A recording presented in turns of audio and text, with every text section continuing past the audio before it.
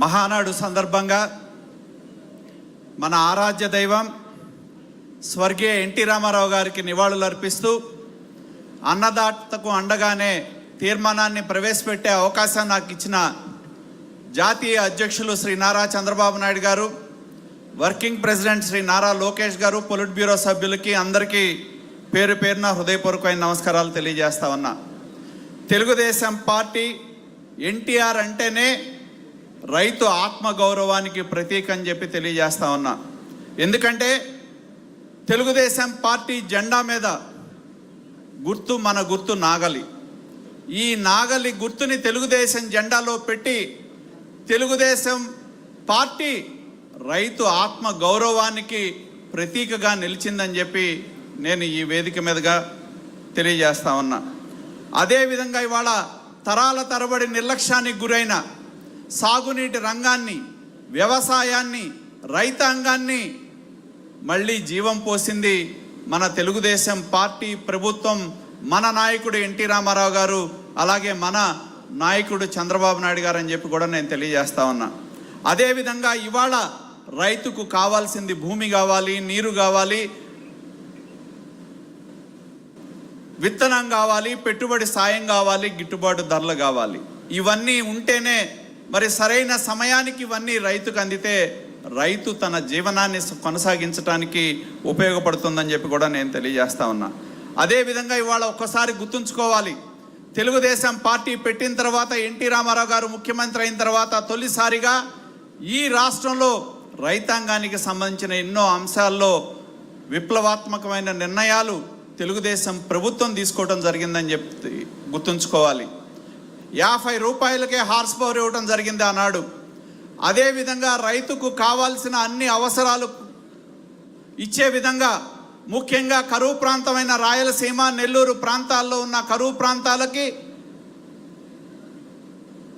నీరు తరలించే విధంగా ఆనాడు హంద్రీనీవా, గాలేరు నగరి, తెలుగు గంగా ప్రాజెక్టులకి నాంది పలికిన అపర భగీధరుడు స్వర్గీయ ఎన్టీ రామారావు గారు. పార్టీ మన పార్టీ అని గుర్తుంచుకోవాలని చెప్పి కూడా నేను తెలియజేస్తా ఉన్నా. అదేవిధంగా ఇవాళ రాయలసీమ ప్రాంతాల్లో కరువు పోయే విధంగా సాగునీటి ప్రాజెక్టులకి అత్యధిక ప్రాధాన్యత మన ప్రభుత్వం, మన నాయకుడు కూడా ఇవ్వడం జరిగింది. తెలుగు గంగ మనం చూసాం, చెన్నైకి మంచినీటి ఇచ్చే విధంగా మరి రాయలసీమలో ఉన్న లక్షలాది ఎకరాలకి, గ్రామాలకి తాగునీరు ఇచ్చే విధంగా ఆ ప్రాజెక్ట్ని ఆనాటి ప్రధానమంత్రి అయిన ఇందిరాగాంధీని, తమిళనాడు ముఖ్యమంత్రి అయిన ఎంజీఆర్ని తీసుకొచ్చి శంకుస్థాపన చేసిన ఘన చరిత్ర మన స్వర్గీయ ఎన్టీ రామారావు గారిది. అదేవిధంగా అదే స్ఫూర్తిని ఇవాళ మన నాయకుడు నారా చంద్రబాబు నాయుడు గారు కూడా ఉమ్మడి ఆంధ్రప్రదేశ్లో మనం ఒక్కసారి చూస్తే ఇవాళ తెలంగాణ ప్రాంతంలో ఉన్న ఎన్నో లిఫ్ట్ ఇరిగేషన్లు, దేవాదులు కావచ్చు, కలవకుర్తి లిఫ్ట్ ఇరిగేషన్ కావచ్చు, భీమా కావచ్చు, ఏఎంఆర్ ప్రాజెక్టు కావచ్చు, ఈ ప్రాజెక్టులన్నిటి కూడా రూపకల్పన చేయడంతో పాటు హైదరాబాద్ నగరానికి కృష్ణా నది నుంచి తాగునీటిని తీసుకెళ్లిన ఘన చరిత్ర మన నాయకుడు చంద్రబాబు నాయుడు గారిదని మనందరం కూడా తెలుసుకోవాలని చెప్పి కూడా నేను తెలియజేస్తా ఉన్నా. అదేవిధంగా కరువు ప్రాంతాలని సస్యశ్యామలం చేయాలనే దృక్పథంతో మరి ఈ ప్రాజెక్టులన్నిటికీ కూడా రూపకల్పన చేస్తే ఇవాళ 2014లో ఆంధ్రప్రదేశ్ రాష్ట్రం విడిపోయిన తర్వాత ఈ దేశంలోనే ఆదర్శంగా నదుల అనుసంధానానికి నాంది పలికింది మన ముఖ్యమంత్రి నారా చంద్రబాబు నాయుడు గారు. పట్టిసీమ లిఫ్ట్ ఇరిగేషన్ ద్వారా మా ప్రాంతంలో కృష్ణా డెల్టాకు సంబంధించిన 12 లక్షల ఎకరాల ఆయకట్టు స్థిరీకరణతో పాటు దారిలో ఉన్న వెస్ట్ గోదావరి, కృష్ణా జిల్లాలో ఉన్న అప్లాంట్స్కి నీరు అందించే విధంగా పట్టిసీమ ప్రాజెక్టుని రూపకల్పన చేస్తే ఇవాళ రైతాంగం ఎటువంటి ఇబ్బంది లేకుండా బ్రహ్మాండమైన అధిక దిగుబడిని సాధించే విధంగా గోదావరి నదిని కృష్ణా నదికి అనుసంధానం చేసిన చరిత్ర మన నాయకుడు నారా చంద్రబాబు నాయుడు గారిదని చెప్పి గుర్తుంచుకోవాలి. అదేవిధంగా మనం ఎన్నో ప్రాజెక్టులు గతంలో కూడా ఈ రాష్ట్రంలో ఎన్నో లిఫ్ట్ ఇరిగేషన్ ప్రాజెక్టులు మనం తీసుకున్నాం. ఎన్నో ఇరిగేషన్ ప్రాజెక్టులకి మనం ప్రాధాన్యత ఇవ్వటం జరిగింది. ముఖ్యంగా రాయలసీమ ప్రాంతంలో ఉన్న అనంతపూర్ లాంటి ప్రాంతాలకు వెళ్తే ఇవాళ ఆ ప్రాంతంలో హార్టికల్చర్లో అత్యధికంగా దిగుబడి సాధిస్తూ ఉన్నారు అంటే దానికి ప్రధానమైన కారణం మన నాయకుడు నారా చంద్రబాబు నాయుడు గారు. ఎక్కడ మరి గాలేరు నగరి ప్రాజెక్ట్ని, హంద్రీనీవా ప్రాజెక్టుని పూర్తి చేయడంతో పాటు ఇవాళ ఆ ప్రాజెక్టుల ద్వారా నీటిని తీసుకెళ్లిన చరిత్ర మనది అనేది గుర్తుంచుకోవాలి. అదేవిధంగా గత 5 సంవత్సరాల కాలంలో సాగునీటి రంగానికి తీవ్రమైన నిర్లక్ష్యం చేసిన పరిస్థితి గత ప్రభుత్వంలో మనం చూడటం జరిగింది. రాష్ట్ర వైకాపా ప్రభుత్వం ఏదైతే మన యువ నాయకుడు చెప్తున్నట్టు గొడ్డల పార్టీ అధికారంలోకి వచ్చిన తర్వాత రైతు ప్రాధాన్యత తగ్గింది. రైతు మరి ఆత్మహత్యల్లో ఆంధ్రప్రదేశ్ 2వ స్థానంలో ఉందనేది గుర్తుంచుకోవాలి. ఎవరైతే కౌలు రైతులు ఉన్నారో వాళ్ళు ఆత్మహత్యల్లో దేశంలోనే 2వ స్థానం మనం ఉంటే, మరి దేశంలో అత్యధిక రుణభారం ఉన్న రైతు ఎవరు అంటే ఆంధ్రప్రదేశ్ని ఇవాళ గత ప్రభుత్వం యొక్క పాలకుల నిర్లక్ష్యం వల్ల మరి ఆంధ్రప్రదేశ్ యొక్క రైతు పరిస్థితి దిగజారిందని చెప్పి కూడా నేను తెలియజేస్తా ఉన్నా. అదేవిధంగా రైతు పంట నష్టపోయాడు. రైతుకి నష్టం జరిగితే ఆదుకునే పరిస్థితి లేదు. సాగునీటి ప్రాజెక్టులు నిలిచిపోయినాయి. రివర్స్ టెండరింగ్ ద్వారా పోలవరం ప్రాజెక్ట్ని ఏ విధంగా విధ్వంసం చేశారో మనం చూడటం జరిగిందని చెప్పి తెలియజేస్తా ఉన్నా.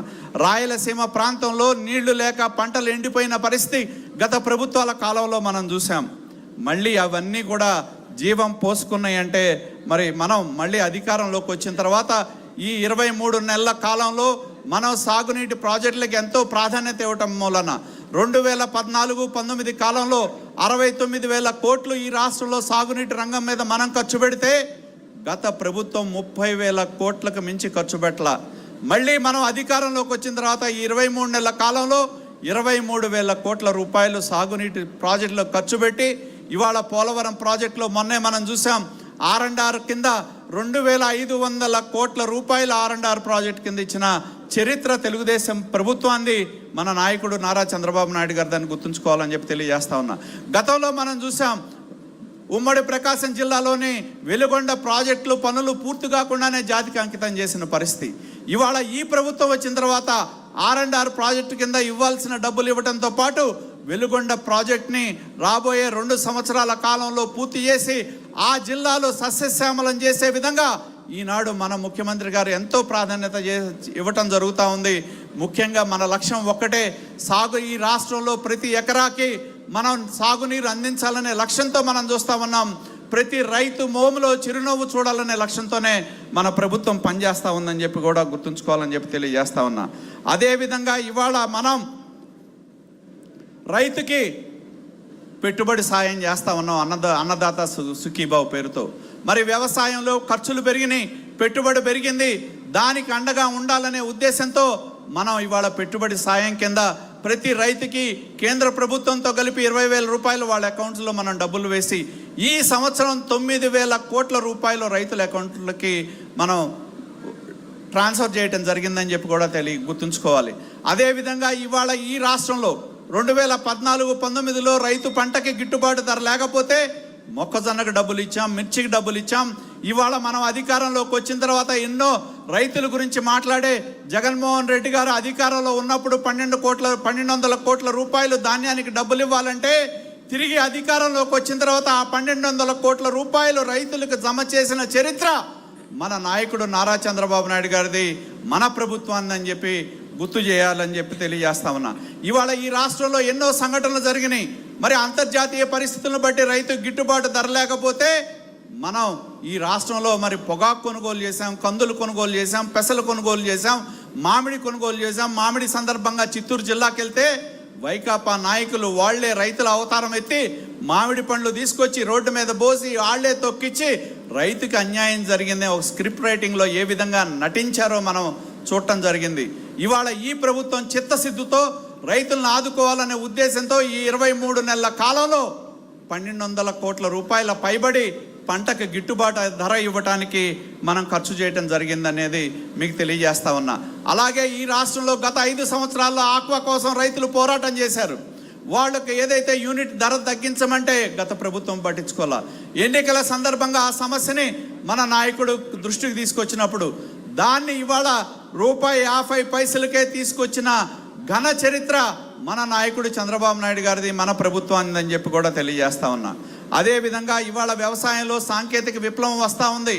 ఆధునికమైన యంత్ర పరికరాలు వినియోగించుకునే విధంగా మళ్ళీ వాటికి మనం ప్రాధాన్యత ఇచ్చి క్లస్టర్ హైరింగ్ కావచ్చు, మరి లోకేష్ గారి నేతృత్వంలోనే ఐటీని అనుసంధానం చేసి డిజిటల్ టెక్నాలజీని ఆధునిక వ్యవసాయానికి మనం అనుసంధానం చేసే విధంగా ముందుకు వెళ్తా ఉన్నామని చెప్పి కూడా తెలియజేస్తా ఉన్నా.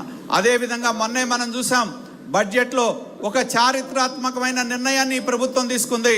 రాయలసీమ ప్రాంతంలో 1,00,000 కోట్ల రూపాయలతో హార్టికల్చర్ అభివృద్ధి చేయడానికి కేంద్ర ప్రభుత్వం సహకారంతో ఈ రాష్ట్రంలో ఎక్కడైతే కరువు ప్రాంతాలు ఉన్నాయో, నీటి ఎద్దడి ఉన్న ప్రాంతాలు ఏవైతే ఉన్నాయో ఆ ప్రాంతంలో ఉన్న రైతాంగానికి అండగా నిలబడాలనే ఉద్దేశంతో ఒక సంకల్పంతో మన ప్రభుత్వం 1,00,000 కోట్ల రూపాయలు హార్టికల్చర్ క్రాప్ల మీద ఏదైతే ఉమ్మడి ప్రకాశం జిల్లా రాయలసీమ ప్రాంతంలోని కరువు ప్రాంతాలు, నీటి ఎద్దడి ఉన్న ప్రాంతాల్లో ప్రోత్సహించే విధంగా ఒక పూర్వోదయ నిధులతో ఒక ప్రాజెక్టుని రూపొందించడం జరిగింది.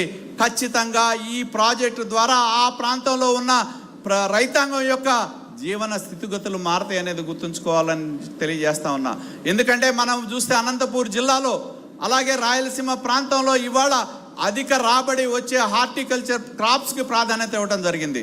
గతంలో మనం హార్టికల్చర్ సబ్సిడీ ఇవ్వటం మూలన ఆ ప్రాంతంలో హార్టికల్చర్ క్రాప్స్కి వెళ్ళి మరి ఇవాళ పామోగ్రానైట్ లాంటి పంటల ద్వారా అధిక ఆదాయం ఏ విధంగా అనంతపూర్ జిల్లాలో పలు ప్రాంతాల్లో పొందారో మనం గుర్తుంచుకోవాలి.